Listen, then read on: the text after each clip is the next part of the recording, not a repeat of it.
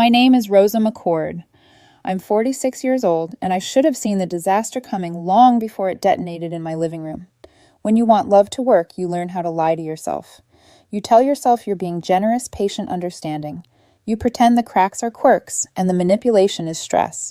You pretend you're building a family, not funding one. I had been with my boyfriend Aaron Hale for 4 years. He was 41, gentle in the way men sometimes are when they've learned how to seem grateful without ever actually giving anything back.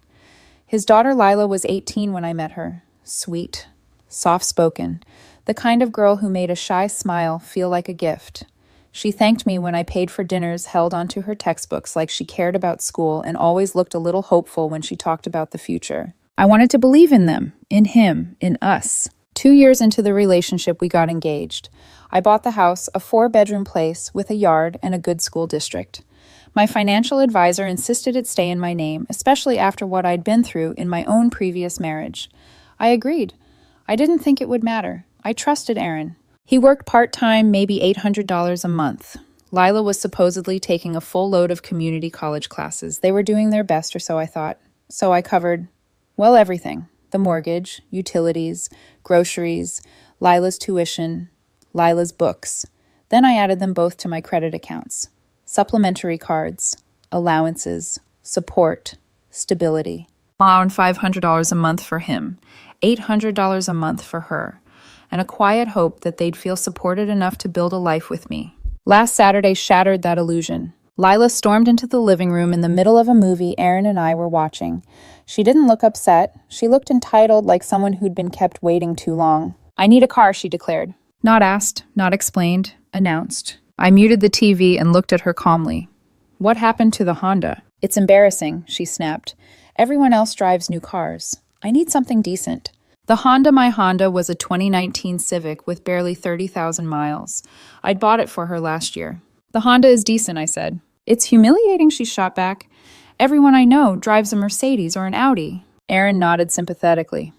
"Honey, she's 22. At that age, image matters." I stared at him, feeling something heavy press into my chest. Image matters less than responsibility. Lila flushed with anger. "Oh my God, why are you always like this? I asked for one thing." "One thing," I repeated softly. "Lila, you ask for things constantly. I just won't buy you a luxury car." She screamed, then high, sharp, venomous, "You're just a walking wallet." Everything inside me went still. Aaron didn't defend me. He didn't even look uncomfortable. He smirked. Actual amusement in his eyes, like this was some inside joke. "She's not wrong," he murmured. They both laughed. And that laugh did something to me. Not broke me, something colder, something cleaner. I stood, walked to my office, and opened my banking app. It took 3 minutes to cancel their supplementary cards, remove them from every account, and change every password they had ever touched. When I came back to the living room, they were still scrolling on their phones. "Wallet lost," I said. "Go find a job." They froze. Aaron's head snapped up. "What?" "I canceled your cards," I said. "Both of you. The allowances stopped today. If you need money, earn it." Lila made a small choking sound. "You can't do that." "Check your wallets." Aaron stood abruptly. "Rosa, are you serious?" "Over a joke." "You're being dramatic." "That wasn't a joke," I said quietly. "That was the truth. The truth about how you both see me. The wallet is closed." I left them standing there and slept in the guest room. I locked the door. I didn't sleep. The next morning, Lila's shriek echoed through the hallway. "Why is my card declined at Starbucks?" followed by Aaron's anger, sharp and shrill. "Rosa, fix this." I didn't respond. I made coffee, sat in my office, opened a new folder titled Documentation. I didn't know what was coming yet, but I could feel something shifting, something ugly beneath the surface, something I needed to be ready for. The very first cracks appeared fast. Aaron came to me with trembling lips and watery eyes, insisting they were just teasing. When that didn't work, he went straight to yelling. He claimed he had given up his independence to be with me. He claimed Lila needed support. He claimed I was overreacting. I opened my laptop and slid it toward him. "Lila is enrolled part-time," I said. 6 credits. Tuition is $890. I've been giving her $800 a month on top of that. Where is the money going?" He couldn't answer. He just stormed off. Later, Lila came crying. She apologized. Her tears were big and dramatic. She said she was stressed about finals. "You don't have finals," I said. "You're taking 2 classes." Her tears stopped instantly. "You checked. That's a violation of my privacy." "I pay the tuition," I said. I verify the enrollment. You've been part-time for 3 semesters and pocketing the difference. She didn't deny it. So what, you have plenty of money? That was when I told her she had until the end of the month to find somewhere else to live. Then the mask fell. Aaron tried seduction, then bargaining, then desperation. The wedding is in 8 months, he begged. The deposits. I'll take the loss, I told him. I'm not marrying someone who sees me as a source of income. His tears turned real, then streaking down his face as he whispered, "Where am I supposed to go? That's not my problem anymore." And Lila? She stopped pretending altogether. She stole food from the kitchen, only to leave it rotting in her room, broke a picture frame, smeared angry messages on the bathroom mirror in lipstick, accused me of ruining her life. I changed the locks on my bedroom and office that night. By the 5th day, Aaron's sister called to scream at me. She insisted I was throwing away 4 years over a misunderstanding. I explained everything, Lila's lies, the entitlement, the comment, the smirk. She hung up, but someone else reached out next, someone unexpected. A man who'd been married to Aaron's ex-wife, a man who had lived the same nightmare I was now waking up from. We met for coffee the next morning, and in 2 hours, he gave me the clearest, coldest truth I'd ever heard. They've done this before. They'll do it again. Document everything. Protect yourself. They'll try to turn you into the villain. And he was right, because the moment I walked back into my house, the real war began. When I walked back into my house after meeting the man who had once been married to Aaron's ex-wife, something inside me shifted.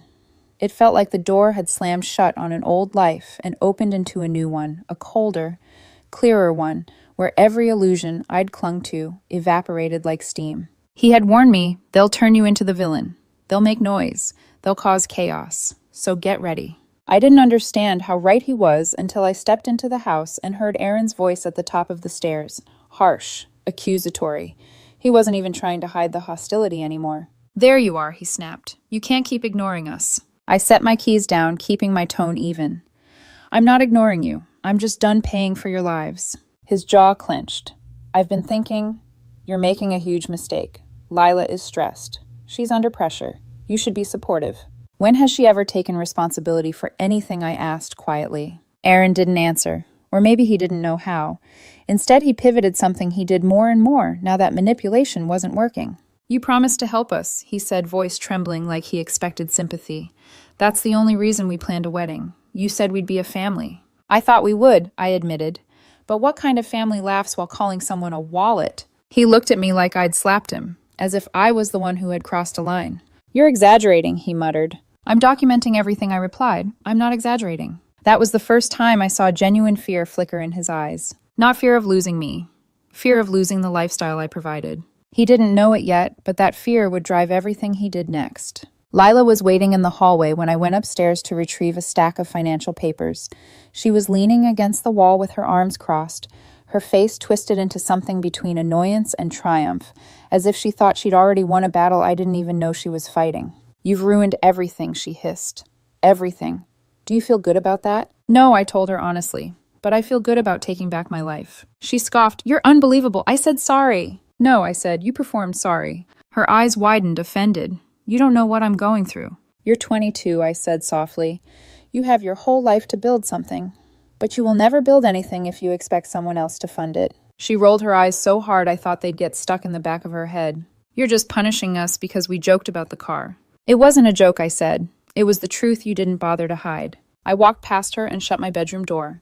I installed a lock on it an hour later. Over the next few days, the house felt less like a home and more like a pressure cooker. Lila no longer tried to hide her resentment. She slammed cabinets, took food from the pantry to her room just to waste it, left cabinet doors open, lights on dirty dishes in the sink, as if creating chaos would magically convince me to open my wallet again. Aaron drifted between rage and desperation. One moment he was yelling about how I had betrayed him, and the next, he was sitting on the edge of the bed, voice trembling as he asked how we could fix things. The only thing you ever want to fix, I finally said, is the flow of money. He didn't deny it, and that silence told me everything. 2 nights later, I found Lila sitting in the kitchen, her makeup smeared, her expression poisoned with adrenaline. I talked to Dad, she said, and he agrees you're being dramatic. My chest tightened. Then I think it's best you start looking for somewhere else to stay. She tilted her head, her expression a twisted mix of pity and contempt. You think you can just kick us out. You think you're that powerful. It's my house, I said simply, and I won't be disrespected in it anymore. Something snapped in her expression, something sharp and ugly. "You're going to regret this," she whispered. It didn't sound like a threat. It sounded like a promise. The next morning, Aaron's sister called me. I almost didn't answer, but curiosity won. "What the hell is wrong with you?" she demanded the moment I picked up. I held the phone away from my ear. "Good morning to you too. Don't be sarcastic. My brother and niece are devastated. You're blowing up 4 years over a misunderstanding." I inhaled slowly. "Did he tell you what happened?" "He told me you're being unreasonable and vindictive." I almost laughed. Instead, I explained calmly, factually what happened. The comment, the smirk, the lies about school, the misuse of money, the entitlement. Her silence grew heavier with every word until she finally spoke again, grudgingly. "Okay, that's bad." A pause. "But still, isn't this harsh?" "Harsh," I repeated. "What's harsh is being used for years and then ridiculed for not buying someone a luxury car." She didn't argue. She hung up. For the first time, I felt completely, utterly alone and strangely relieved by it. Because people who only defend you when you're convenient aren't your people at all. That evening, everything escalated. Aaron tried using the house key to get in after I'd changed the locks earlier that day. When I opened the door, he was sitting on the porch with a suitcase phone pressed to his ear, telling someone in a choked voice that I'd locked him out of his home. "My home," I corrected quietly. He glared at me with a hatred I hadn't seen in him before. It wasn't heartbreak. It wasn't confusion. It was entitlement losing its host. "You're going to regret this," he spat. "I already regret wasting 4 years," I replied. He left the porch shaking with fury. I closed the door and felt a strange light feeling in my chest, a tight breath finally exhaled. Relief, even in the chaos. Especially in the chaos. It was the first time in years I felt space around me again, like I was reclaiming air he'd quietly been taking from me bit by bit. I thought maybe the worst was over. I was wrong. The worst hadn't even started yet. I used to think storms announced themselves, thunder-darkening skies, the air tightening before rain. But the real storms, the ones that rearrange your life, come quietly. They slip through cracks. They grow in shadows. And by the time you notice the shift in the wind, you're already standing in the eye of something you should have run from months ago. After Aaron left my porch that night, everything went silent, a kind of manufactured calm. It almost felt like the house exhaled with me. But silence in a situation like mine wasn't peace. It was strategy. I didn't hear from either of them the next morning, but my phone didn't share the quiet. The first calls were from numbers I didn't recognize, women with shrill voices demanding to know why I had abandoned Aaron and Lila. People I'd never met leaving voicemails accusing me of cruelty, selfishness, and emotional abuse. Each message sounded rehearsed, like they'd been fed lines from someone desperate to control the narrative. I didn't answer any of them. I saved every voicemail, every text, screenshotted every accusation. When someone is desperate, they don't realize their own chaos is building your case for you. By noon, my phone buzzed again. This time a message from Aaron's cousin. He wrote, "Lila posted something. You should check it." Against my better judgment, I opened the link. There she was, Lila standing in front of my house, her hair perfectly curled, her expression heartbreakingly tragic, speaking directly into the camera, like she was auditioning for a reality show. "My stepmother-to-be kicked us out," she said. "We have nowhere to go. She won't help me finish school. She's abusive and controlling." She didn't say my name, but she showed my porch, my driveway, my car. Anyone with eyes knew exactly who she meant. Thousands of comments poured in. "You deserve better. She sounds toxic. What a monster. Report her." I should have been angry. I wasn't. I was cold, focused, detached. Because panic is a luxury you can't afford when someone starts rewriting your life into their script. I forwarded the video to my attorney. She responded with one sentence, "Document everything, don't engage." So I didn't, but their storm didn't stop there. Lila had underestimated one thing. She wasn't the only one with receipts. When I added her to my accounts, I also gained access to the Venmo profile I helped set up for her when she said she needed it for splitting group projects. Group projects apparently were new clothes club covers, spa days, bottle service, and a $300 transfer labeled for the girls. I didn't post anything publicly. I didn't need to. But I forwarded screenshots to the 3 girls who had been messaging me the most vicious things. Girls whose own Venmo handles showed up in Lila's list regularly. Within 10 minutes, all 3 stopped responding. Half an hour later, 2 deleted their comments from Lila's video. Truth is quiet but effective. But I knew this wasn't going to be resolved with screenshots. Not even close. Because while Lila weaponized social media, Aaron prepared for war in a different way. That same afternoon, a thick envelope arrived in my mailbox. A letter from a lawyer, not a divorce lawyer, because we weren't married, claiming Aaron had equitable interest in my home, my assets, and even the car I drove. He demanded $50,000 for emotional damages, $30,000 for wedding losses, 6 months of continued residence in my home, and ownership of a car that was in my name. I sat at the kitchen counter and read every word twice. They truly believed I would fund their lives, even while they tried to destroy mine. My attorney laughed when I sent her the document. "This is nonsense," she said. "I'll handle it." But that letter marked a shift. They weren't just angry. They were getting desperate. And desperate people stop pretending. That night, as I was taking out the trash, I saw someone walking up the driveway. A man. Tall, quiet, hesitant. I recognized him from the cafe. Aaron's ex-wife's former husband, the man who had warned me earlier. "I'm sorry to come unannounced," he said, "but you need to know something." I stepped closer. "What now?" He exhaled. "She did the same thing to me. When I tried to leave. When I stopped funding her life." My heart tightened. "She made accusations," he continued. "Called my work. Told my family lies. Turned mutual friends against me. She used her daughter to do it too." "Exactly like now," I whispered. He nodded. "They're not after an apology. They're after money. And when money isn't flowing, they go for revenge." I felt the truth of his words settle over me like a weight. "Can I give you some advice?" he asked. "Yes. Don't talk to them. Don't argue. Don't explain. Don't justify. Do everything through your attorney. These people thrive on emotional reactions. When they stop getting them, they escalate, then they slip." He left soon after, but his warning carved itself into my bones. By the next morning, I understood what he meant. It started with another phone call, this time from a blocked number. "Aaron," his voice frantic, shaky.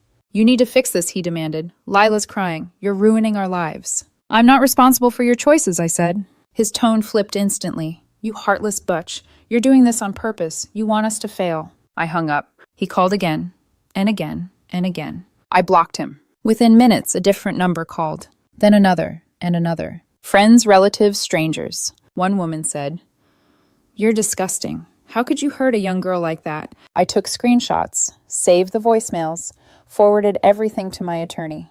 The silence after that lasted for half a day. Then came the next blow. My employer called me into HR. They had received a message claiming I was mentally unstable, abusive, and threatening toward my family. The HR director had a stack of printouts on her desk. I sat down calmly, placed my folder of documentation on the table, and said, "I can explain everything." By the time I finished, the HR director slid the accusations into a separate folder. "We're flagging their numbers and emails," she said. "This won't affect your record at all." I nodded, but as I walked out of the building, my hands were shaking. Not from fear, from anger. They were trying to dismantle my life piece by piece. But the more they tried to ruin me, the more they revealed themselves. And that's the thing about people like Aaron and Lila. When you stop giving them what they want, and they stop pretending to be who they are, the mask doesn't just slip, it shatters. And what leaks out is everything you should have seen from the start. I woke the next morning with a strange clarity, as if overnight my mind had begun rebuilding itself brick by brick. For weeks, I'd been operating in reaction mode, dodging accusations, managing chaos, patching holes in a ship they'd been drilling into for years. But something changed after the HR meeting. I realized Aaron and Lila had stopped seeing me as a person long ago. The moment I cut off the money, they didn't grieve me. They grieved the loss of the resource. Once you accept that truth, everything becomes frighteningly clear. The house was quiet, too quiet. Every creak of the floor felt like a warning. I made coffee and sat in my office, staring at the closed bedroom doors that no longer felt like home, feeling the aftertaste of betrayal sit bitter on my tongue. I didn't have to wait long for the next hit. My attorney called around 10. I could hear the irritation in her voice even before she spoke. "They're escalating," she said. "Aaron's daughter filed a police report claiming you stole her car." I actually laughed. Not because it was funny, because it was absurd. "The Honda I bought and registered in my name?" I asked. "Yes. The officer already called me. I sent him the documents. They'll take no action. But we need to be prepared. They're using the legal system as a weapon now." I closed my eyes for a moment. What's next? Anything she said. Accusations, smears, false reports, attempted break-ins. People like this operate by throwing chaos in every direction and hoping something sticks. I knew she wasn't exaggerating. Because that same night, the doorbell camera caught Lila tugging on the windows at 2 a.m. Her silhouette frantic, jerky, her hair wild like she'd been crying or spiraling. I watched the footage 3 times, my stomach twisting with a mix of horror and disbelief. She rattled every doorknob, checked the garage, tried to wedge something into the lock before giving up and disappearing into the dark. I forwarded the footage to my lawyer. She sent it straight to the police. The warning they issued was firm and apparently humiliating for Lila. I wish I could say that slowed her down. It didn't. The next morning, Erin called my mother. I didn't realize anything was wrong until she called me right after her voice sharpened with offense. "Why didn't you tell me you abandoned that poor girl?" she demanded. "I nearly dropped my phone. He called you. He said you promised to take care of them. He said you blindsided them. Rosa, what is going on?" My throat tightened with the familiar ache of being misunderstood, of being judged before I could explain. But my mother waited, really waited for once. I told her everything, every detail, every lie, every smear, every manipulation. When I finished, there was a long silence. Then I heard her exhale. "That man is a fool," she said. "And that girl is rotten. I'm glad you're done with them." I let out a breath I didn't know I'd been holding. "Don't answer their calls anymore," she added. "Protect yourself. You've worked too hard for these people to tear you down." For the first time in weeks, I felt like someone was on my side. But the storm wasn't done with me. A letter arrived the next afternoon, this time from Erin's lawyer. A different man from the first one, judging by the sloppy formatting and amateur language. The letter demanded $50,000 for pain and suffering, $30,000 for wedding expenses, 6 months of residence in my home, transfer of the Honda, additional compensation for lost stability. I read the letter twice before forwarding it to my attorney. She didn't even pretend to be professional about it. She laughed so hard I heard her chair squeak. "This is incoherent," she said. "He has no claim to your home, your assets, your car, or any future support. I'll draft a response. No, come pick up your belongings." "Will that stop them?" I asked. "No," she replied, "but it will corner them, and cornered people thrash." She was right, because the next day, Erin and his sister arrived with a moving truck to pick up his personal belongings. The problem: they didn't stick to personal belongings. They went after everything: my TV, my couch, my dining table, even my microwave. His sister practically had the cord wrapped around her arm when the police officer I'd arranged to be present stepped between us. "Only personal items," the officer said firmly. "This is her house." Erin's sister erupted instantly. "She's stealing from us. We lived here." "Ma'am," the officer said, slowly losing patience. "Her name is the only one on the deed. Touch anything else, and I'll consider it attempted theft." Erin threw a fit. Lila arrived halfway through the chaos, stood in the doorway, and looked at me with a hatred so sharp it almost startled me. "You know what she said?" her voice dripping with venom.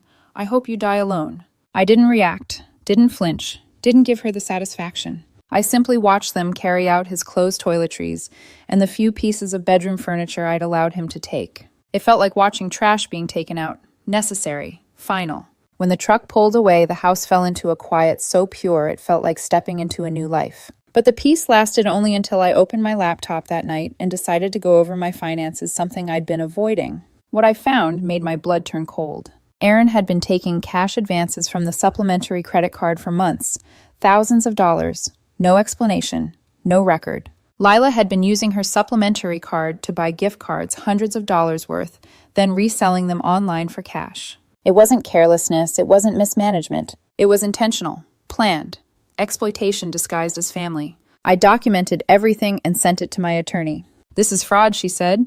"You could press charges." For a moment I considered it. But then I thought about how much of my life I'd already lost to them, how much energy they had already drained, how many nights of sleep they'd already stolen. I didn't want vengeance, I wanted freedom. But freedom wasn't coming quietly. Because that same night, I received one final text from Erin. "There are consequences for what you've done. I need to talk to you in person. It's about my health." I stared at the message, and something inside me clicked. This wasn't fear, this wasn't panic. This was a pattern. I forwarded it to my lawyer without replying. I was done playing their games. They wanted chaos. But I wanted something far more dangerous to them. Distance, clarity, and the freedom of being done. The quiet that followed Erin's final message was the kind that didn't feel peaceful, it felt calculated. My attorney had warned me that silence wasn't a retreat for people like him and Lila. Silence meant they were regrouping, plotting, deciding which direction they'd strike from next. But the next blow didn't come through a phone call or a police report. This time it came through the courtroom. My attorney emailed me early one morning, attaching a scanned copy of a civil claim that made my jaw clench so hard my teeth hurt. Aaron was suing me for unjust enrichment, demanding compensation for domestic services he claimed to have provided during our 4-year relationship, 40 pages of warped reality and creative fiction. He claimed he'd been a homemaker who sacrificed his career to support me, that he cooked and cleaned and maintained the household environment, and that he deserved $80,000 in compensation. $80,000? I sat at the kitchen table with the documents spread out in front of me, my coffee growing cold as the absurdity washed over me. This wasn't just delusion. This was entitlement wrapped in legal jargon. When we got to court, Aaron showed up in an ill-fitting suit, trying to look wounded and noble, like a tragic protagonist in a story he'd written about himself. Lila wasn't with him, probably too busy spinning another sob story online, but his sister came glaring at me as if I'd ruined her life too. The judge was not impressed by Aaron's performance. My attorney dismantled his claims one by one. He had worked part-time by choice. He had contributed nothing financially. I paid every bill, every expense, every repair, every service.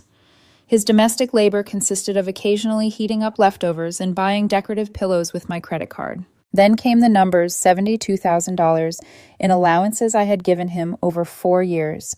House paid by me, utilities paid by me, groceries paid by me, his car paid by me, his phone paid by me. The judge listened, and then he dismissed the entire case in less than 10 minutes. Not only did Aaron lose, he was ordered to pay my legal fees. The look on his face when the ruling was read was something I will remember for the rest of my life. Not because it gave me satisfaction, but because it finally showed me the truth behind the mask. Aaron didn't see me as a partner. He saw me as a mistake that stopped paying for his life. He stormed out of this courtroom, yelling about corrupt judges and unfair systems. His sister chased after him. His lawyer, clearly done with the circus, quit on the spot. I walked out feeling lighter. Not victorious, not triumphant, just lighter, like a weight I'd been carrying for years had finally loosened its grip. But the fallout didn't end with the courtroom. Aaron lost his car soon after. My attorney put a lien on it when he couldn't pay the legal fees. He had to sell it just to clear the judgment. His sister, who had been providing him a couch to crash on, eventually kicked him out after he refused to contribute to groceries or help around the house. Entitlement doesn't discriminate. It doesn't stop at partners, it spreads to anyone who offers shelter. And when it can't drain one person, it moves to the next. Last I heard, Aaron was renting a room with several other people and working full-time at a processing center. No more leisurely mornings, no more spa days, no more allowances. For the first time in his adult life, he had to fully support himself. I didn't feel satisfaction. I didn't feel pity. I felt distance and peace, the kind I'd forgotten existed. Lila's downfall came even faster. Without my financial support, she had to withdraw from community college entirely. She couldn't afford even part-time tuition. She got a job at a retail store and lost it 2 weeks later because she spent most of her shift scrolling through Instagram.